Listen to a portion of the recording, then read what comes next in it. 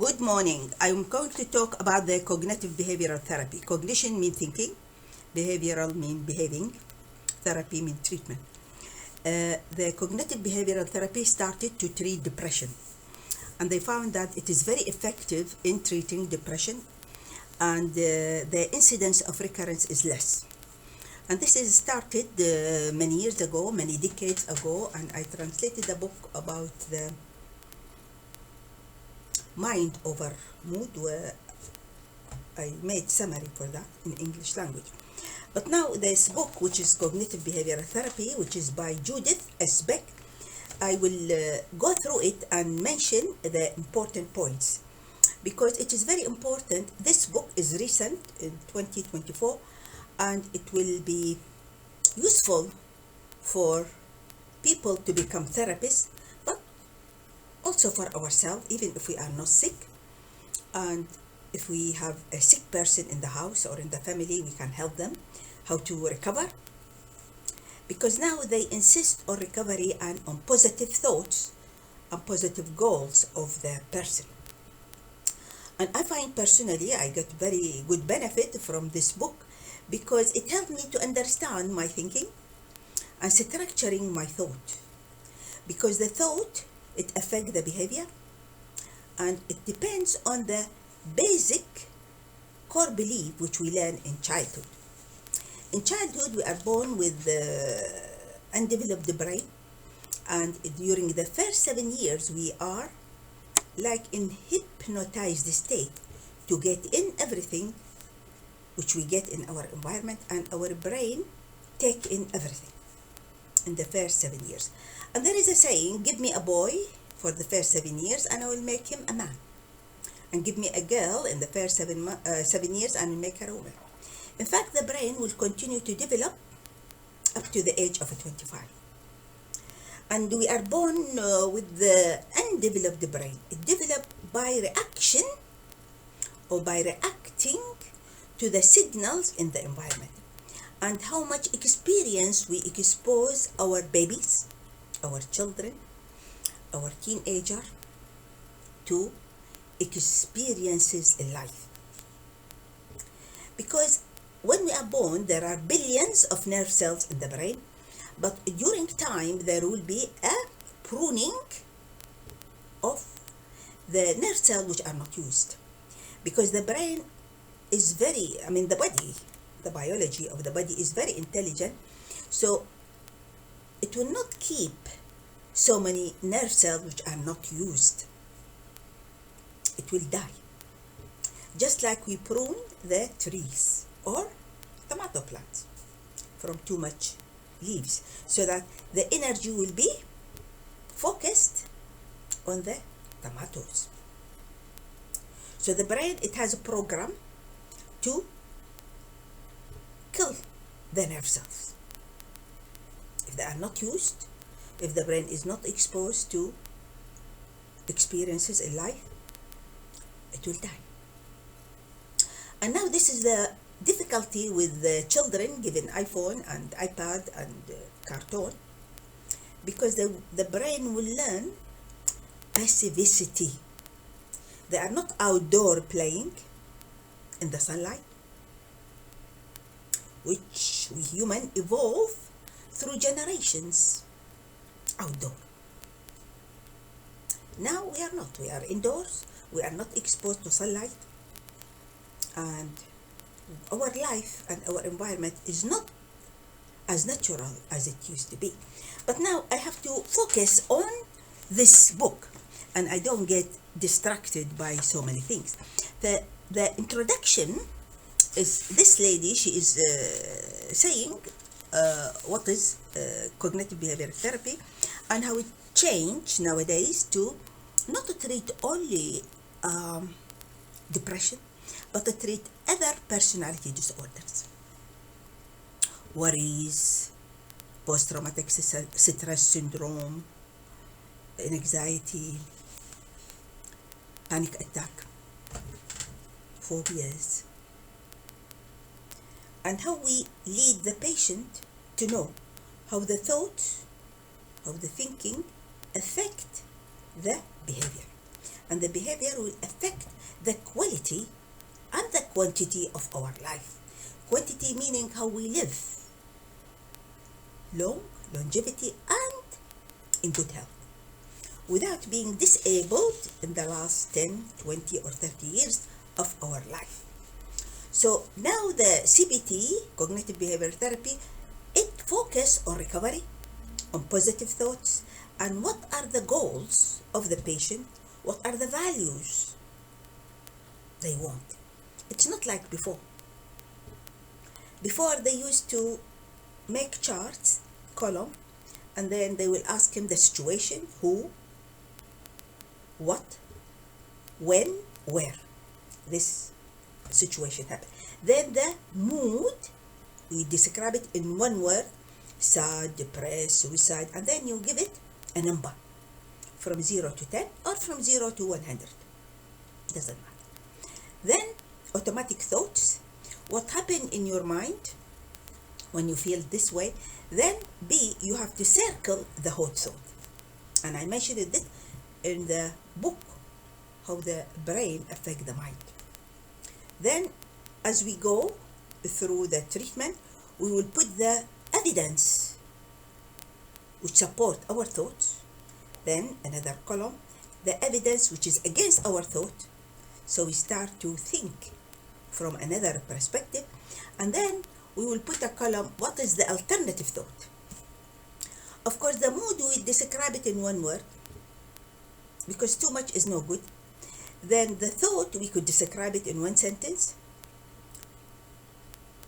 But many thoughts you could put down, it's okay. But when we do an alternative thought or balanced thought, we have to summarize all the thoughts in the column of the evidences with our thought, one sentence, and then we tie it with and or the summary of the evidence or the evidences against our thought. At the end, there is a chart which we could measure our mood. For example, in the beginning, if my mood is depressed, say 80%, after thinking, after analyzing, after reaching alternative or balanced thought, my mood about depression, it will become 50. And over time, when you become to have the skill to analyze your thought, and in cognitive behavioral therapy, then you can treat yourself and you continue through your life even without attending sessions and paying money to the therapist. You will be your own therapist, and it will be cheaper and more efficient and more effective. Efficient means you reach the goal with less resources, less energy. Effective, you reach the goal irrespective of the energy or resources. So the main thing in this chapter is what is going on in your mind. Number 2, the principle of the treatment of CBT. You have to put a plan, and then you have to have a sound relationship with the client, and you continually monitor the progress. Then this treatment should be adapted, cultural, and tailored treatment for the individual. 5, you emphasis on the positive. And 6, you stress the collaboration and active participation from the client. And 7, CBT is aspirational, values-based, and goal-oriented. 8, initially emphasizes the present now and here. You are here. And CBT is education. You are here. There is a famous man which is called John Kabat-Zinn. He teach meditation, and he mentioned a story that there is a woman in the cruise, and she come to her room in her cabin, and there is a picture and there is an arrow which said, you are here. So you are here in the now, because the past is only in the memory and the future, it didn't happen. So what we have in our life is now. So the principles of the cognitive behavioral therapy is 10. It is time sensitive because we will make a time when we finish the treatment. And 11, CBT sessions are structured. And 12, CBT use guided discovery and teaches the client to respond to their dysfunctional cognitions. Cognition means thinking. Dysfunctional means sick thinking, mean negative thinking, mean thinking of fear, of anxiety, of hopelessness, of failure, and so on. All negative thoughts. ولذلك this is Arabic word. Number 13, it includes action plans, therapy homework. And 14, CBT uses a variety of techniques to change thinking, mood, and behavior. Okay, then she discussed this principle if we want to learn this, and of course the chapters. We'll go through this, and this book is consisting of 20 chapters or more, and there are appendix at the end, A, B, and C. And always each chapter, it will have a summary of the chapter. The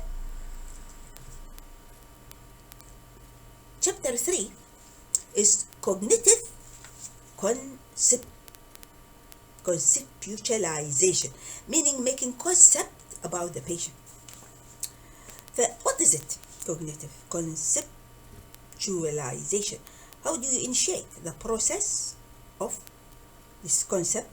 How do you make the automatic thought help you to understand the client interaction? What are the core beliefs and intermediate beliefs? Usually the beliefs, the core belief, which we consider are true and facts because they are from the childhood. But then this is the base, the foundation. Then the intermediate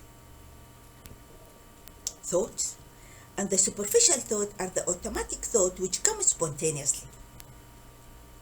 And how do I know that? Because I wrote 2 books about this, so I understand this. Well, and also what is the more complex cognitive model, and what is the concept of Abby. Abby is a patient and he has mild depression, not severe depression. But also there is another patient, she call her Maria, she is the more difficult case. And how do we complete the cognitive conceptualization diagram?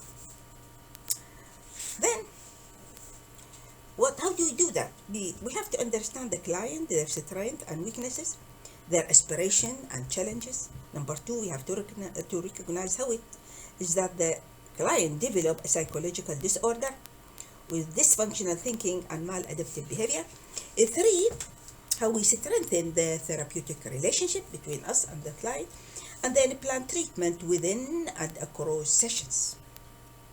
Select appropriate intervention and adapted treatment as needed, and then overcome the stuck point, the difficult point. There are difficulties in the treatment.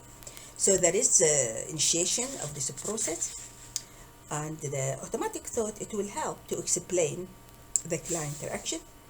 And then I mentioned this is the square. I will do it in my finger, which is the situation or the event, then the automatic thought, and the arrow will go down to reactions between the bracket, emotional, behavioral, and physiological. Physiological meaning that when we think, when we are anxious, when we are depressed, when we are in panic attack, there is physiological reaction in the body. For example, rapid pulse rate, flushing, feeling that you will have a heart attack, which is just not true. So this is the problem.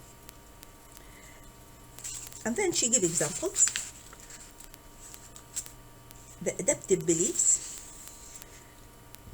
For example, the effective core beliefs: I am reasonably competent, effective, in control, successful, and useful. Or I can reasonably do most things, protect myself, and take care of myself. I have strengths and weaknesses in terms of effectiveness, productivity, and achievement. I have relative freedom. I mostly measure up to other people. Then, lovable core beliefs. I am reasonably lovable, likable, desirable, attractive, wanted, and cared for. I'm okay, and my differences don't impair my relationships. I'm good enough to be loved by others. I'm unlikely to be abandoned or rejected or end up alone. Then the worthy core belief, I'm reasonably worthwhile, acceptable, moral, good, and benign. So this is how they believe. But the dysfunctional negative beliefs is helpless core beliefs, unlovable core beliefs, worthless core beliefs. So what are the helpless core beliefs? I am ineffective in getting things done. I am incompetent, ineffective, helpless, useless, and needy, and I can't cope. I am ineffective in protecting myself. I am powerless, weak, vulnerable, trapped, out of control, unlikely to get hurt. I am ineffective compared to others. I am inferior, a failure, a loser, defective, useless. I am not good enough in terms of achievement. I don't measure up. The unlovable core belief, I am unlovable, unlikable, undesirable, unattractive, boring, unimportant, and unwanted. Then I won't be accepted or loved by others because I am different, a nerd, a bad, defective, not good enough, have nothing to offer. And there is something wrong with me. I am bound to be rejected, abandoned, and alone. Then the worthless core belief, I am immoral, morally bad, a sinner, worthless, and unacceptable. I am dangerous, toxic, crazy, and evil. I don't deserve to live. And that's why they want to commit suicide. So the original core belief, which happen in childhood, and they are very strong, and you believe it is true. The intermediate beliefs is attitudes, rules, and assumptions. And the superficial belief is the automatic thought which come automatically in your brain. So then we have to look for the patient's strength, resources, and personal asset. And then you have to draw a diagram about their strengths and their weaknesses. And the traditional cognitive behavioral therapy, we have to look for the important life events and core belief, the core belief and the meaning of the client automatic thoughts, the core belief, intermediate belief, and dysfunctional coping strategies, and the trigger of the situation, automatic thought, and the reaction of the patient. Of course, there are many diagrams and complicated. It is very dense, very dense, and the writing is very small. So then there is the summary. So the summary is the concept about the client in cognitive term is crucial to determine the most effective and efficient course of treatment. It also aids in developing empathy, an ingredient that is critical in establishing a good therapeutic relationship. It's very important to have good relationship between the therapist and the patient. Very important in all branches of medicine, not only in psychology, psychiatry, gynae, obstetric, general surgery, all the branches of medicine. We have to have a human relationship, which we are missing nowadays, because the doctor will look into the computer, not into your face, to look how's your body language. No, there's no humanity. So now the empathy is very important ingredient and critical in establishing a good therapeutic relationship. So the conceptualization begins at the first contact, and it is an ongoing process, always subject to modification as new data are uncovered and previous hypotheses are confirmed or rejected. You base your hypothesis on the information you collect using the most parsimonious explanations, are refraining from interpretations and interferences not clearly based on actual data. The therapist should not make his own opinion. He always have to check with the client what he thought about. Always he has to check and ask, am I right to think about you like this? Am I doing the right thing? Always. The most important thing is the client. So you have to continually check out which is accurate, to demonstrate your accurate understanding to them and to help them understand themselves, their experiences, and the meaning they put to their experiences. The ongoing process of conceptualization is emphasized throughout this book as our technique to present our conceptualization to the client. Now I reach page 55, and next time I will start to therapeutic relationship. With you, English speaking, I am going fast and making different way of teaching this book because it is long, dense, and very heavy. So next time I hope I will start with page 56. Thank you and goodbye.